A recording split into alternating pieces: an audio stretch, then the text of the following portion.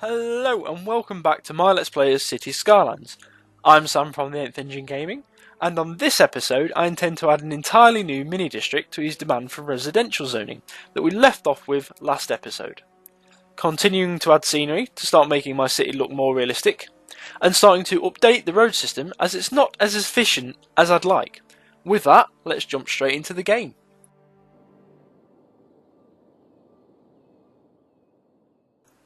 So here we start off from a fresh load.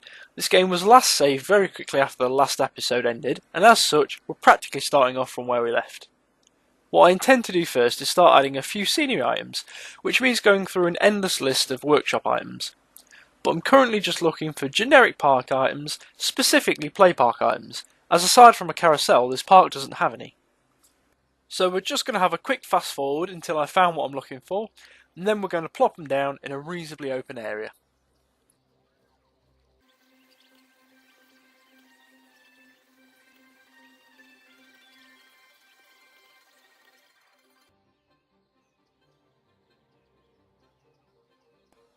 There we go.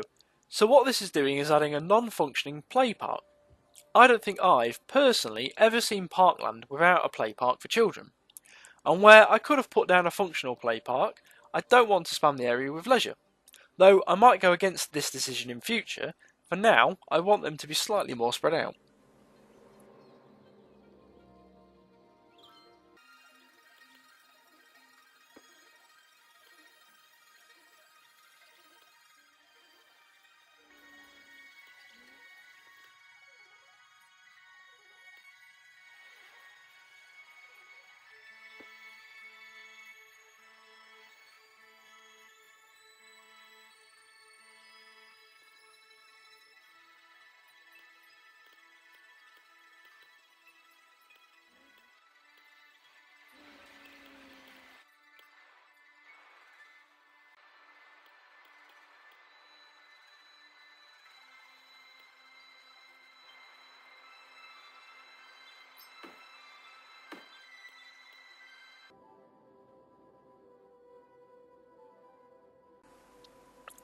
Now to start our new suburb, I'm going to start off by making a, compared to what we have been using, wide road that will branch off from the small road junction near the park and go in a big arc and connect to the main road in and out of the city.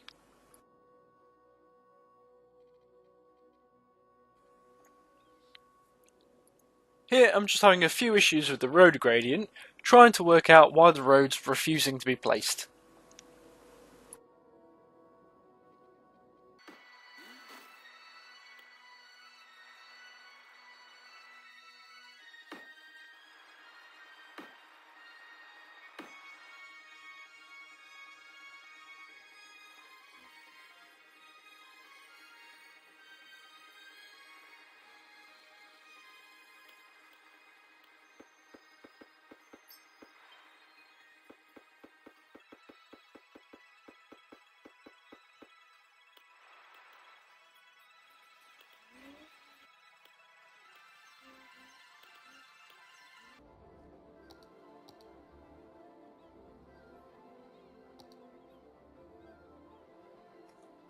Here I decided to beautify the area by adding a fence to the school. Most UK non-big city schools usually have some field for children to play in, and even then some big city schools do too. All part and parcel of making the city look more realistic.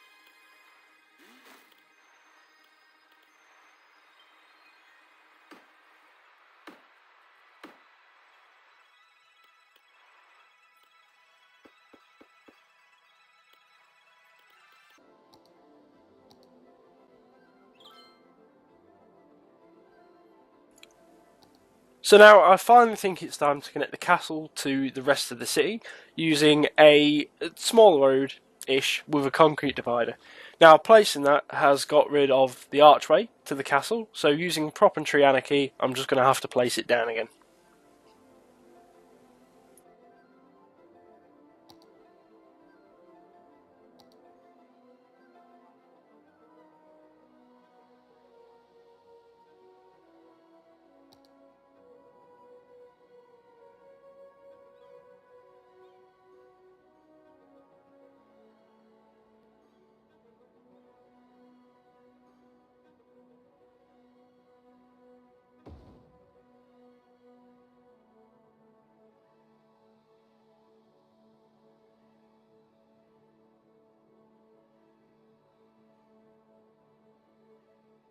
So now I'm just going to fill this entire area with retail zoning.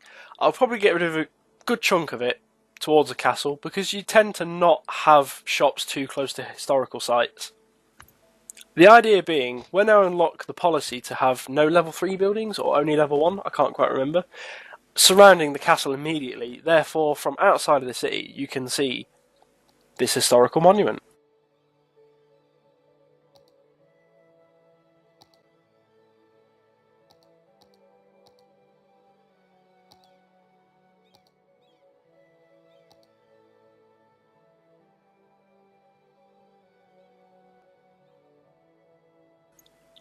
So the idea is, here I'm going to be placing a pedestrian path. Eventually it will go the entire way around the castle. There's a few reasons for this. The main is, like a lot of old monuments and buildings that have been modernised, they are usually pedestrianised, which is what I want to do with the immediate area around the castle, while still allowing for the placement of parks, recreation, and maybe even retail. And while I've placed a path for pedestrians to follow, I'm also going to use the painter tool to paint the area in concrete. Now, I think I have seen pedestrians use painted concrete to walk on. I'm not sure if the game uses them in the same way as pedestrian paths, which is why I'm using both just to make sure.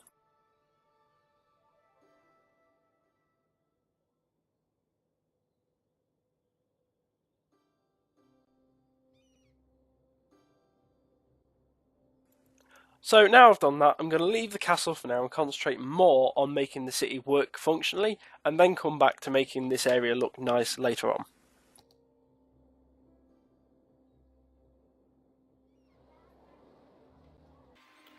Now I've just seen this little donut van using this road, which I didn't want to happen. I only really wanted vehicles to get on that road to deliver to the shops. So what I'm going to do is impose vehicle bans, and hope that that alleviates some of the problem.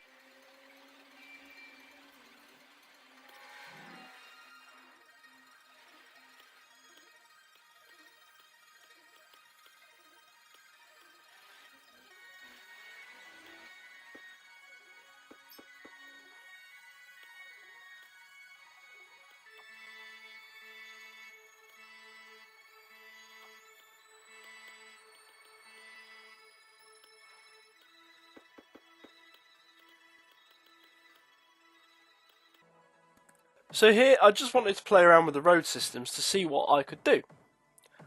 I have no idea what happened here, but I made about 10 roads on top of one another by accident.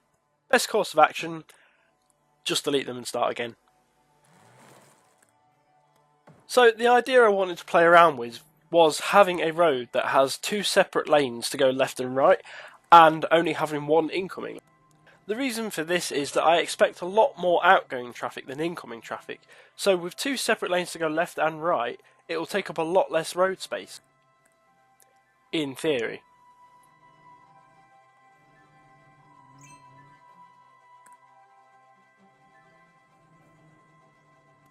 As I'm playing about with ideas I've never tried before, I thought it could not hurt to have the same on the main road. One lane to go straight ahead, and one lane to go left, right, respectively. I have no idea why the lane manager and these roads don't quite work together. As you can see, it's let me put a minor road traffic into an oncoming lane on the main road. It's probably just a compatibility issue, and though it's not too much of a worry, it is something to look out for as it could cause some traffic issues. Now that I've messed around with the lane headings, you'll see some traffic have a panic and turn in the road. It will take a little time for the spawn traffic to adjust to this new road system, however, we will have to wait until the next episode to see if it has or has not worked as planned. I have been Sam, this has been the Nth Engine Gaming, and I will see you next time on my playthrough of Cities Skylines.